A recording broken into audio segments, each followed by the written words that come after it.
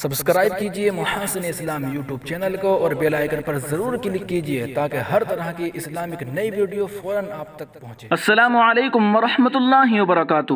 ابھی اتر پردیش پولیس کے A D G law and order Prashant Kumar نے بزرگ دینی رہنما مولانا کلیم صدیقی کی گرفتاری کی آفیشیل تصدیق کر دی ہے اور مولانا کے خلاف تبدیل مذہب کے حوالے سے سخت الزامات عائد کیے ہیں۔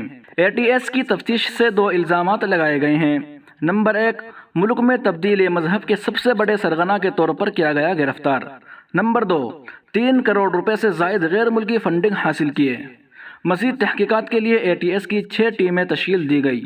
پریس نوٹ میں لکھا ہے کہ وچیچنا کے دوران پراپت اسوچنا کی جانچ کے دوران ایسے تتھیہ پرکاش میں آئے کہ مولانا کلیم صدیقی پتر حاجی امین نواسی فلت مظفر نگر، جو اندھکاشت دلی میں نواس کرتا ہے، اویدھ دھرمانترن کے کاریہ میں لپت ہے اور وبھن پرکار کی شوشنک سماجک و دھرمک سنستھاؤں کی آڑ میں اویدھ دھرمانترن کا کاریہ دیش ویاپی استر پر کیا جا رہا ہے، جس کے لیے ودیشوں سے بھاری ماترا میں فنڈنگ کی جا رہی ہے اور اس اویدھ دھن کا پریوگ کر ورد استر پر تیزی سے دھرمانتر کرایا جا رہا ہے۔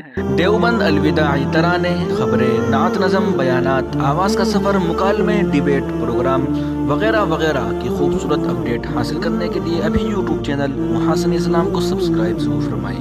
بیل آئیکن پر کلک کرنے سے آپ کو ویڈیو پر وقت مل جائے گی۔